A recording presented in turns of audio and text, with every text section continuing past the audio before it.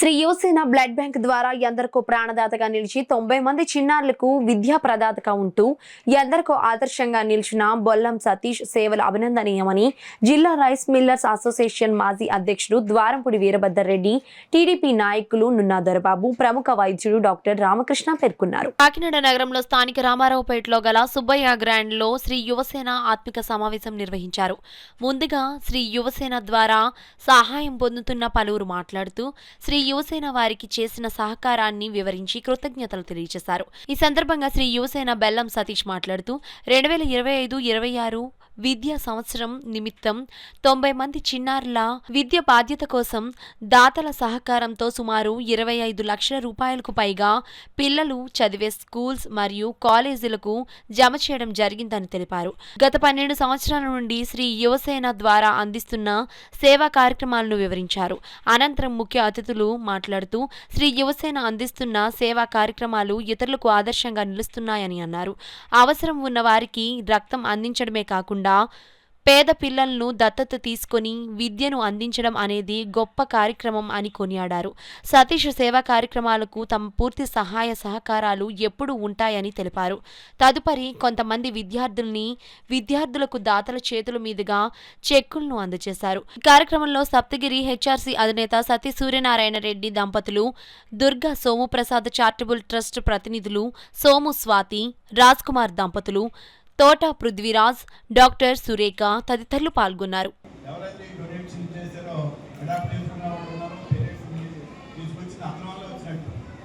అలాగే ఈ శ్రీ యువసేన ఈ సతీష్ కూడా ఇలాంటి కార్యక్రమాలు ఎన్నో చేసి ఈ కాకినాడ చుట్టుపక్కల ప్రాంత ప్రజలందరితో రక్తదానం కానీ అలా విద్యాదానం కానీ చేస్తున్న సతీష్ ఆరోగ్యాలతో ఉండాలని మనస్ఫూర్తిగా కోరుకుంటూ, అలాగే ఈ పిల్లలు ఎవరైతే ఉన్నారో ఈ చిన్నారులందరికీ కూడా ఒకటే వినపు, ఇష్టంతో చదవండి, ప్రయోజకుల కంటే మీ తల్లిదండ్రులు, మీకు సహాయం చేసిన డోనర్స్, అలాగే శ్రీ యువసేన సతీష్ గారికి మంచి పేరు తేవాలని చెప్పి కోరుకుంటూ నాకు ఈ అవకాశం ఇచ్చిన సతీష్కి నేను చాలాసార్లు ప్రతి సంవత్సరం పిలుచుకొని నేను రాను.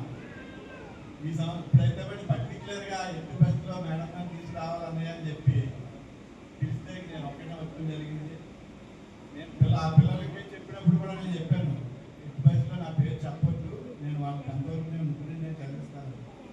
లాస్ట్ ఇయర్ బట్టి మీరు ఒకటే అడిగాడు, అన్నయ్య నువ్వు ఇది పబ్లిసిటీ వద్దంటున్నావు, నీలాంటి వాళ్ళు ఇచ్చేటట్టు ఇంకో 10 మంది హెల్ప్ చేయడానికి ముందుకు వస్తారు కాబట్టి నేను అది ఒక వీడియో తీసుకుంటాను, అది నేను ప్రమోట్ చేసుకుంటాను, అది నాకు హెల్ప్ అవుతుంది అన్నాడు.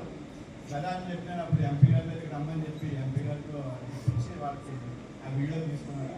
దానికోసం నేను ఇప్పుడు వచ్చాను. యాక్టివిటీస్ కూడా నేను రాను. నా వల్ల సతీష్ ఏ రకమైన ప్రయోజనం నా వల్ల కలిగి తెలియజేసుకుని మనందరూ ఆశీస్సులు కూడా తీసుకోవాలని చెప్పి కోరుకుంటాం. చాలా సంతోషం. ఎందుకంటే కాకినాడకి సతీష్ ఒక వరం.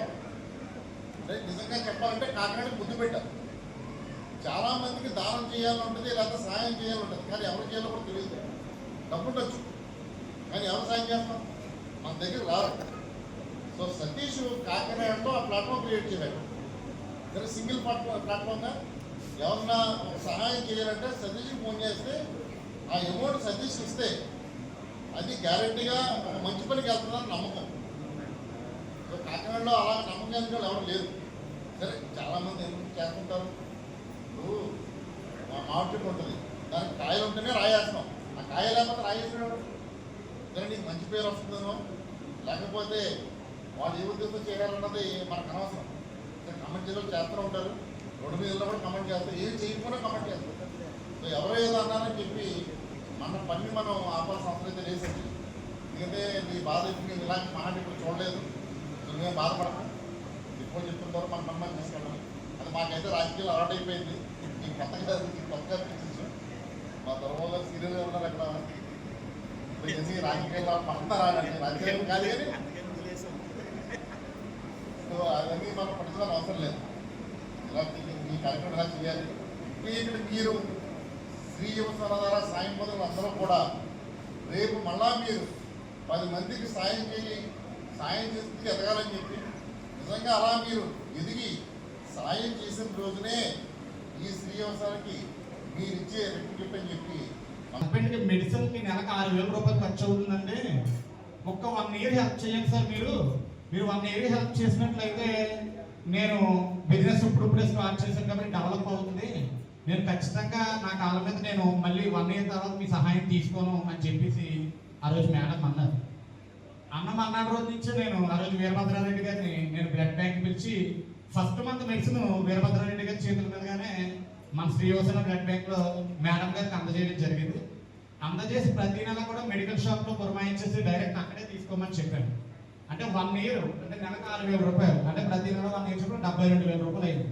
ఈ 72,000 రూపాయలు మెడిసిన్ కూడా 1 ఇయర్ పూర్తయిన తర్వాత బ్యాడ్ ఏంటంటే నాకు సహాయం చేయడానికి అవ్వలేదు. ఎందుకంటే సమస్యలు ఎక్కువ వస్తున్నాయి, దాతలందరూ విద్యార్థులకు సరిపోతున్నారు, వేరే యాక్టివిటీస్ కి సహాయం చేయడానికి నాకు కూడా అవకాశం ఆ రోజు నుంచి ఈ రోజు వరకు కలగలేదు.